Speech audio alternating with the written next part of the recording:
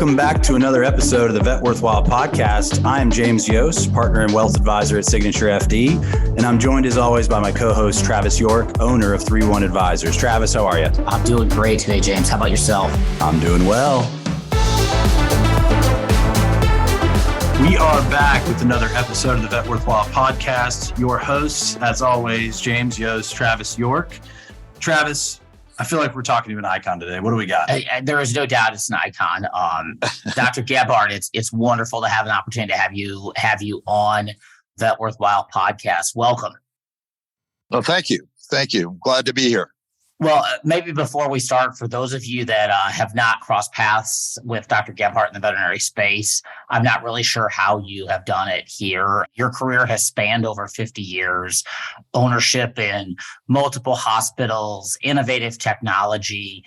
You know, you and I have joked here, you are at 80, probably still working harder than 70% of the veterinary space and trying to innovate in today's landscape. So we're honored to have you here to let you reflect a little bit on what you've seen and share your thoughts on where we're going. Sounds good. I'm excited. Awesome. Well, why don't you start at the beginning then, Dr. Gebhart? So Tell us about the first hospital you ever bought. Like, where was it? How did you buy it? What kind of business model did you operate under? And then any, additional context around that, just to give some backstory. Okay, I can do that. So 1967, I graduated from the University of Minnesota, and I obtained a position in Pasadena. I was one of the higher paid students in that class of 67 at Minnesota, getting paid $1,000 a month. And so, today, $1,000 a month. If you graduate today, you need $1,000 a shift. Yeah, exactly. And so this was a real progressive practice in Pasadena. I mean, it was just an incredible practice. It had terrazzo floors, it had overstuffed chairs, it had a large bouquet of flowers on the table, a fireplace, paintings on the wall. I mean, it was a first-class practice. And so that was an exciting opportunity. And when I was practicing there, a salesperson told me about a practice that was for sale in Westwood Village. And so I got the details on the practice. The veterinarian had died 6 months previous. No one had bought the practice. And like I say, it was in Westwood Village, which is near Santa Monica, Beverly Hills, Bel Air, really a very high income area of Los Angeles on the west side there. And so I made my way down there one day and looked at the practice and just about drove past it because it had a big old neon sign that was rusted on the roof. When I walked into the practice, there was trees growing through the windows and the place was a disaster. Okay. So you could imagine. And it was all that institutional green color, that they used, the Army used or whatever, throughout the hospital. So it really needed a lot of updating. And the receptionist had kept the practice together. And so I was able to purchase that practice from the widow for $17,000 on terms. And with that, I got an option to purchase the property. So, I was 6 months out of school. I didn't know much of anything. But I was a hard worker. So got into that practice and remodeled it and made it really, really welcoming. In those days, we had carpeting on the floor, the in and out carpeting that was the craze back then, in the 60s. And so that was 68. I bought that practice. So 6 months out of school. And like I said, the veterinarian was dead for 6 months, and the practice grew and grew, and I eventually sold the property to the Cadillac dealership in Beverly Hills. They bought the property, signed over that option to purchase, and they paid me $100,000 so for that piece of paper. So a couple of years after I moved into that practice there, I moved the practice down to Sepulveda Boulevard, where there was 7 or 8 other veterinary hospitals, and built out a 5,000 square foot facility. And at that time, as a lease, and I think the lease was like a quarter a square foot, and it was like a 40 or 50 year lease, really, really a long lease, really, really favorable terms on that lease. So we built out that practice, and I actually I went into partnerships with a a exotic animal veterinarian, Marty Dennis. And so we did Daktari, Gentle Ben, Siegfried and Roy, Michael Jackson. We had a marine animal special. Wait, hang on, stop there for a second. Yeah. You just glossed over the fact that you worked with Siegfried and Roy and Michael Jackson. Yeah. So Marty Dennis was an iconic. He was a great individual. He was a veterinarian from Brooklyn that had endeared himself with Ringling and Brothers, the veterinarian at Ringling Brothers. And so he did a lot of exotic animals. And he used to be a rodeo clown. He had this big red afro. So you could see him, bouncing out of barrels, at rodeos. He was just really a great individual. So, we took care of, we had lions, we had tigers, and we had elephants. There was nothing that didn't come through that practice. We'd actually get elephants from Indonesia that were about 6 months of age that we would have to bottle feed and for insurance purposes. And so they come there for a few weeks to get acclimated and get their health monitored, et cetera. And so anyway, that was a really, really iconic practice. And it grew to be, it became a 24-hour hospital, 7 days a week. So the first year I did 50,000. So the practice continued to grow. And it was the first practice that was 24/7 in LA. So we were overwhelmed. Wow. So pretty cutting edge then. Yeah. I want to jump there. And again, I know some of the story. Obviously I did not know that you had the first 24/7 hospital in LA, which is pretty cool. But in addition to that, you saw a problem in the late 70s in the sense that the hospital was just getting so busy and there was so much to manage that you needed a computer, something new in the 70s called a computer system to run the hospital. Can you kind of share with our listeners, and not even so much the fact that you did the software, but the thought process, Richard, because you and I have talked about this and it's kind of unreal what you were thinking there. Yeah. So the practice continued to grow. We had boarded surgeons, ophthalmologists, internists, 24/7, an incredible internship that was, we'd probably get 100 to 150 applicants a year for an internship there at the practice. So the practice continued to grow and it was just uncontrollable. We would double every year, going from 600,000 to 1.2 million to, so just really a huge growth rate. I couldn't really contain it. So in 1978, I decided I had to do something different as far as the practice was concerned. I was losing money. We couldn't keep track of things, et cetera. So decided to contract with two TRW programmers, software engineers out of TRW, and developed a system for West LA, basically, which TRW is that something for, because a lot of our listeners are probably my age don't know who TRW is. Yeah, TRW is a big rocket company out of El Segundo there in Los Angeles. So where SpaceX is now. So that's the area that this was out of, TRW. And so there were software engineers. So we programmed the system, and I computerized probably 300-400 practices, a couple universities, in the larger practices in the country, the Berwins and the Oradells, et cetera, throughout the country. And also I studied those practices. So my objective when I bought that little practice in the village, I said, if you could build the largest practice in the country, where would it be? And it would be right there in West LA. It's just the perfect location. And you got to understand there's like 6 or 7 practices within 2 blocks on Sepulveda Boulevard in West Los Angeles. Wow. Steve Ettinger was a neighbor of mine, in a practice, Larry Lippincott. So all these boarded people were in these practices. Today, I think there's 4 24-hour practices within 2 blocks on Sepulveda Boulevard there, where West LA.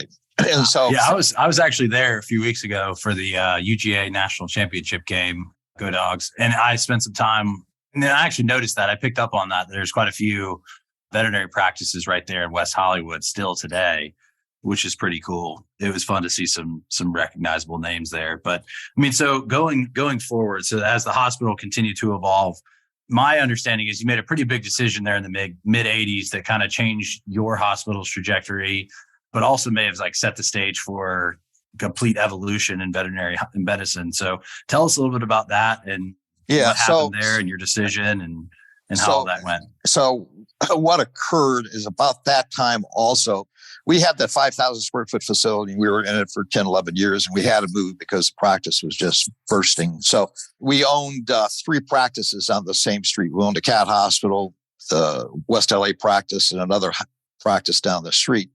We bought the practice down the street for the property, which we tore down that hospital, and we built a 3-story, 2-elevator hospital in West LA. That was like 1982.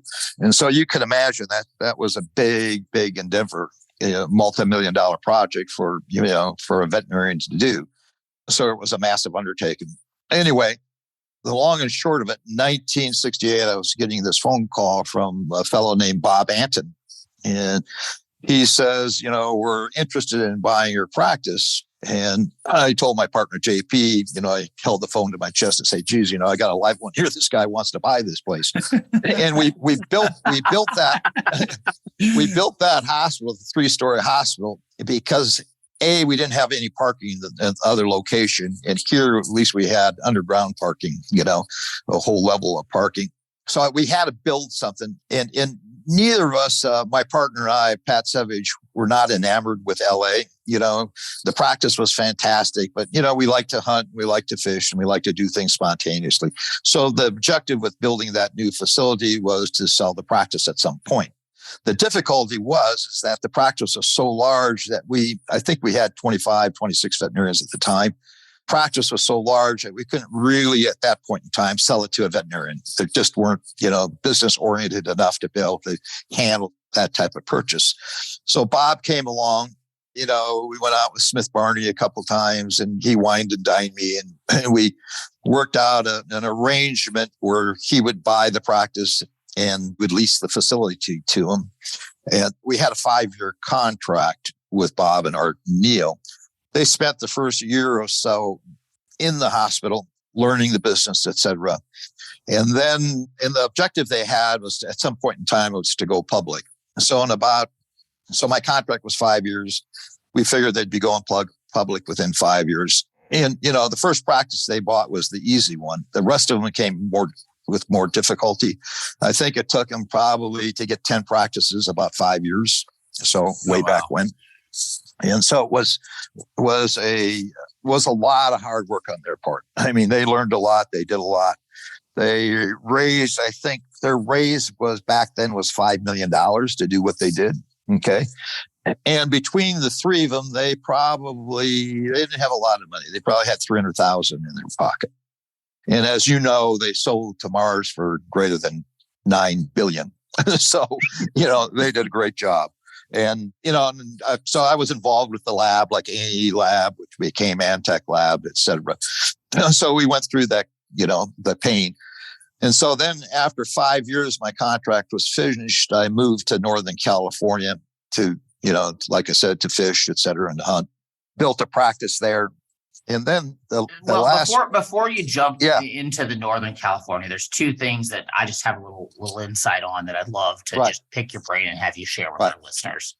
The first is when you built West LA, there was some intentionality to it, right? Like, I mean, it was a 24-hour hospital, and you obviously killed it, and luck and hard work, create great opportunity, but there was a lot of intentionality around the business model and what you, I think to this day, and as you transition into some of the things you've done in Northern California, holds true. Could you kind of share with our listeners what you like, some of those things that, you hold very near and dear to your heart around veterinary medicine? So I started that practice, and it was a walk-in practice. Okay. I didn't take appointments. It was basically, it's the urgent care model that everyone talks about today is what walk-in practices were. And back in that point in time, the larger practices were walk-in practices. And I had the philosophy that, disease and trauma doesn't make appointments. You got to be available, and you got to have a can-do attitude. And, veterinary medicine is a 24-hour day, 7 days. And that's how I built that practice as a 24 hours, 7 day a week hybrid practice with emergency specialty care. And today, I think that still is the best model that's out there. I think you can deliver probably a higher quality care to the greatest number of patients through a hybrid practice. Okay.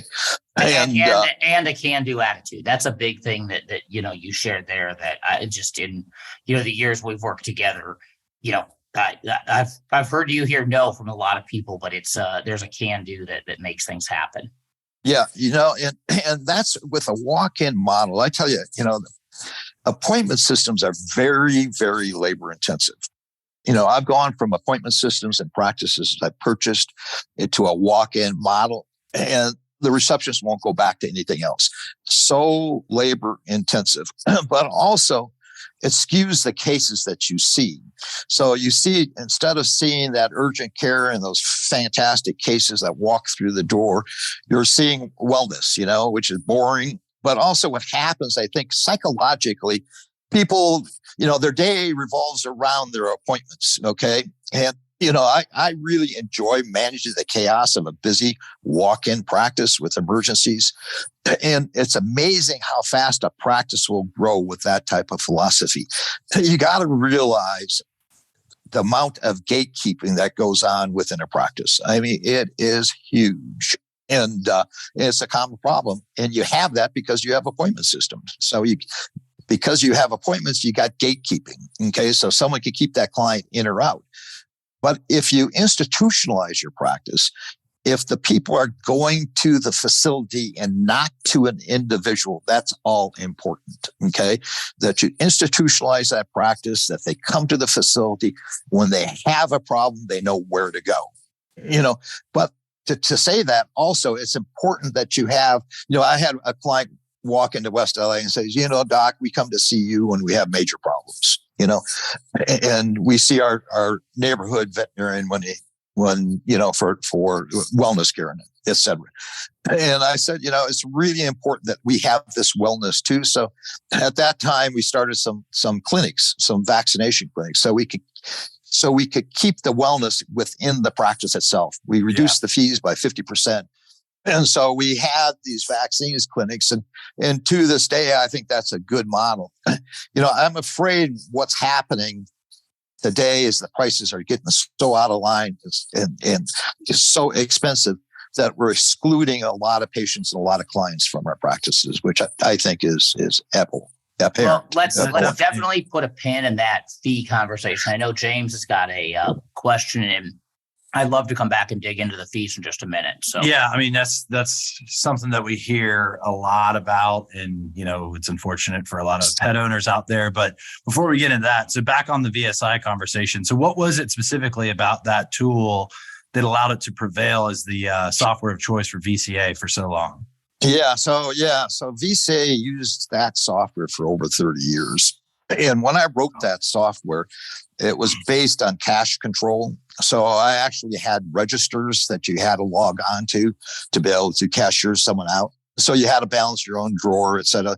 And so I set this up because I had 5 practices there in the LA area at that point in time in 1978 when I contracted for that computer system. So in any event, that computer system ran VCA for 30 plus years. And to be truthful, they did very little as far as maintaining or updating it or doing much with it.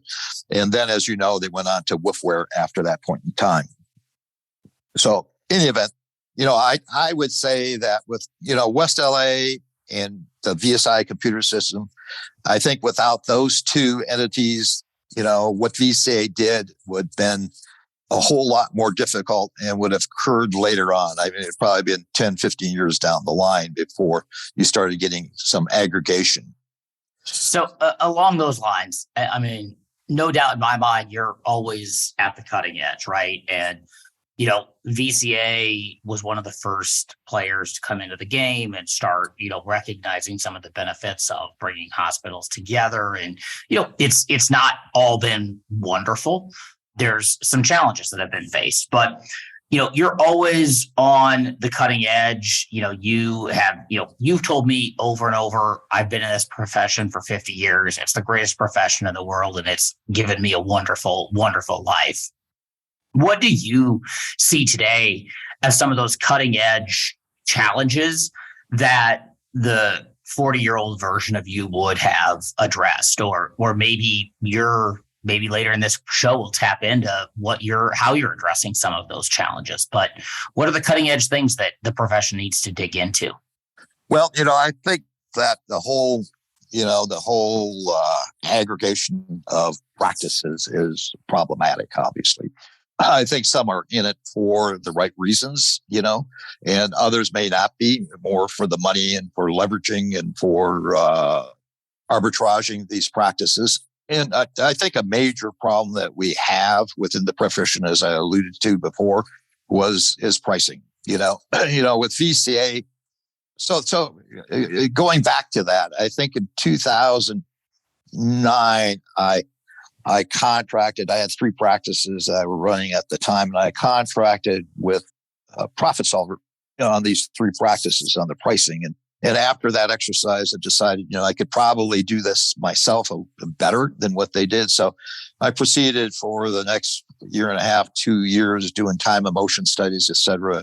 I think 400 or 500 of those, and worked on this pricing model that I put together.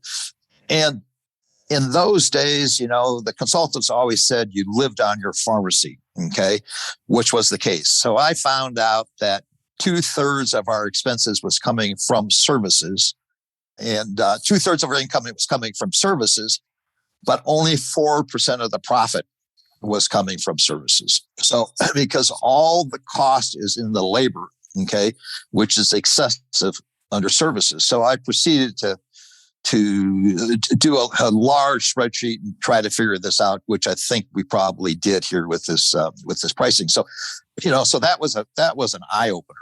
It was a major eye opener and a big change for the practices, because, like I say, we were basically through cost of goods supplementing all the services in the hospital. And without those cost of goods, we wouldn't be in existence. We couldn't exist just on services alone. So, that's become so important today, just right. With the shift in how people seek out product, right? I mean, I can, speak to being in my dad's hospitals in the early 80s, and, most of your revenue was product. And today, with some of the, services provided by Chewy and PetMed Express and local pharmacies, even, we have some grocery stores down here that can give antibiotics away.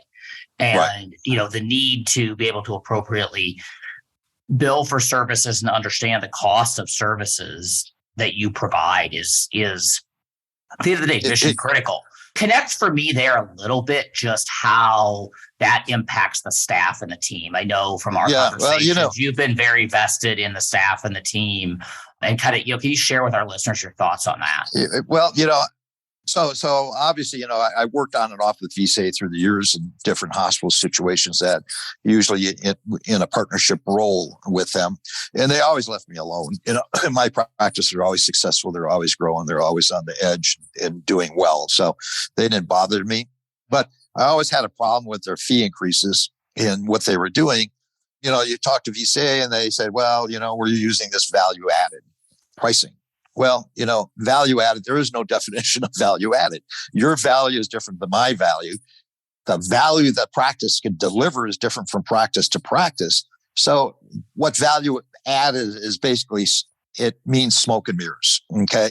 There is no rationality behind it. Okay. And so I try to provide some of this in the model that I've been working on, as far as make it rational, so it makes sense. So the problem that you get into is this is a very emotional industry. You're trying to take care of these patients. You're trying to help them. And yet the fees are interfering with what you're trying to do, because there's no transparency. No one understands the fee structure within the practice. In fact, the practices don't. There's no rationality to value added. So I think we put this through the labor and the consumables and everything. I think we put a nice pricing package that addresses that problem, so that prices are fair, that we're not gouging, okay, and that the staff understands how the prices come about. And I think that's a big challenge we have today. I think the other challenge too is a lack of the can-do attitude. I think students have been educated that they can't do certain things. They need to refer them. So it really cuts down their ability to grow and to provide service, because not everything can be referred. Okay. And so I think there's too many euthanasias that occur because of that, because of the problem solving is so complex that, an abscess that we used to charge $20 for, is $500, $600, $700 a day in a cat, and so a big world of difference there. And I think it's affecting us and not having that can-do attitude that, hey, I can do this, and with a walk-in practice, what you're doing is you're managing chaos. So you got to be on top of it. You got to have good systems in place. You got to be organized, and that's what I enjoy doing. I like that organization to be able to handle that chaos. So yeah, this is fantastic. I mean, it's awesome hearing so much about your experience and your views on things. Specifically, you were just talking about fees going up, price increases across the board, trying to figure out some sort of equilibrium where it's fair, I should say, to the pet owner. So that for me, as someone who has 2 dogs and 3 cats, I can certainly appreciate that mindset from a hospital owner perspective. But one of the other things that I thought would be great to hear from you, just given your rich experience in a lot of different areas of the business, like what specific advice do you have for hospital owners today? And I'm going to put them in 2 different categories. So one would be the person who just recently started a hospital, trying to build up their clients, build up their spot in their community. And then also secondarily, how would you advise someone who's closer to retirement, who's owned a practice for a long time, as they consider their different options, as someone such as yourself has a lot of experience on the kind of buying and selling succession planning? Yeah. So what I would advise is just like I did back there in 68, I was available. Okay. There was multiple practices. And what ended up happening is the practices in that area in West LA, Santa Monica, were on a rotation system for emergencies. Well, what I did was I was always available for emergencies. So those practices referred all their emergencies to me. And so that was a means of growing that practice, because, the veterinarians were established. They didn't have to put that time in. They didn't want to take emergencies. And when you have a can-do attitude and you don't have an appointment system, you can see that urgent care and you can see those emergencies. So you got to be available. If you're not available, you're not going to see the clients.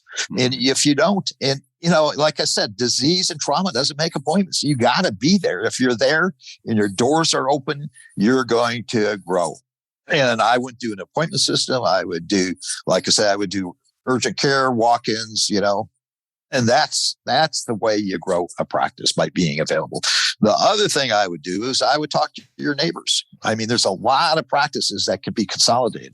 Most of these veterinarians today, they started off in a 1-2 doctor practice 20 years ago, and they're still in a 1-2 doctor practice. They don't want to be there, And the last project I did was in Chico. I merged 5 practices. They're all older veterinarians in these practices, and they all came to work for the new practice when I merged them into the practices. And so they're still working there today. It was easier to buy the practice than to find and hire a veterinarian, so the veterinarians came with the practice. So there's a lot of practices out there that don't need to be there. I think the model of the practices, I think the hybrid practice, patients don't need to be schlepped back and forth between the emergency clinic and general practice and specialty practices. I mean, that gets old really fast, and the quality of care is so dismal, So you can do a much, much better job. The larger practice you got. So once you obtain a certain number of veterinarians, you control that community, So like in Chico, we had, 10 veterinarians. So we can render more services and have longer hours than the other practices do. So, so I would really recommend that young practitioner, like I said, no office calls, always be available, have a can-do attitude. When I referred a case, this is hard to believe, but when I referred a case, I would fly them there myself. I'd fly them up to Davis. Wow. I flew 6 puppies back to Minnesota, Schnauzer puppies. They all came down with cystilis, and that's all that NIH System Lift project came about was from those 6 pups. So the only way you learn is by going and being part of it, you know? So, if someone would do a back for me, I'd go and I would cut with them, you know? So I want to learn, I want to grow. And that's what you need to do. You got to continue to improve your abilities to practice. As far as older veterinarian looking to retire, there's aggregators out there, and I think you need to be careful with who, you're going with. They need to be stable. It can't be just all for the money. It's got to be for the quality care and for the patients and for the clients, So anyway. No, that's fantastic. I love that. That's a great message and definitely some good wisdom there. I mean, to me, like as we summarize some of the things that I heard you say as someone who's trying to improve their hospital today or improve their future one way or another, location, super important. Keep an eye out for innovation. But at the end of the day, the more things change, the more they stay the same. Like doing the right thing, having a can-do attitude, being available, and just focusing on quality of care seems to be, timeless here as you try to continue to expand the brand. Yeah. And another thing, that I've been thinking about has been thinking about the veterinarians and their mental well-being, and the issues that we have. And I think some of it, obviously we have toxic clients that transfer over their issues to the veterinarians. And unfortunately, veterinarians can be very receptive to that. And that's a real big mistake. And I think that appointment system make that easier to happen. Okay. So when you have a variety of doctors seeing a variety of clients and they're coming into the practice to see the first doctor available because they know there's going to be quality care in this practice, and that's a group practice, they all work together. They're going to, it's not as a toxic. They don't get that. They can't transfer those anxieties, those issues they have to you. And so I think for the mental well-being, I think that's an important thing. I think getting away from appointments and doing more walk-in and urgent care and mixing things up so you don't have those same clients seeing you all the time, I think is important. So, well, first and foremost, want to say thank you over and over again for taking a little bit of time to spend some time with us and share some of your insight.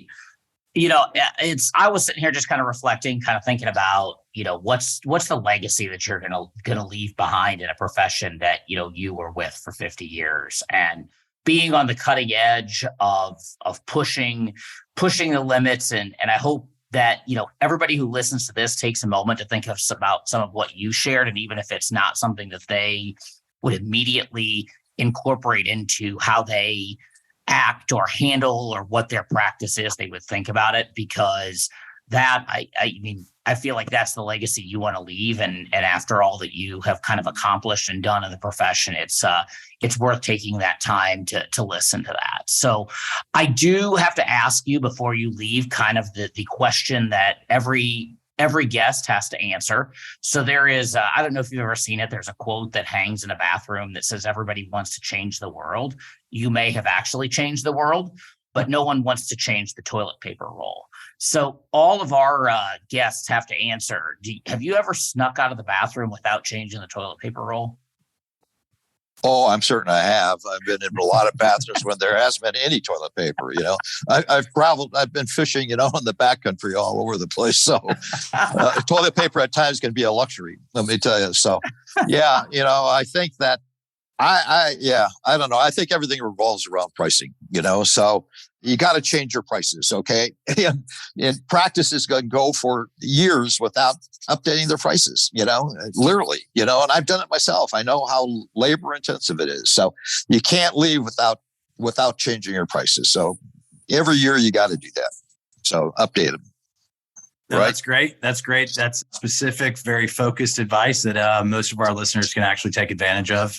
Sometimes we get some more ephemeral, big picture kind of philosophical stuff. And, now we get some practical, good, tangible advice, which is awesome. I love it. It's just focus on price. No, it's fantastic. It's simple. And Dr. Gebhart, it has been truly an honor and a pleasure to have you on the podcast. Next time you're on, maybe we'll do a full segment about some of the crazy stories you have from celebrities.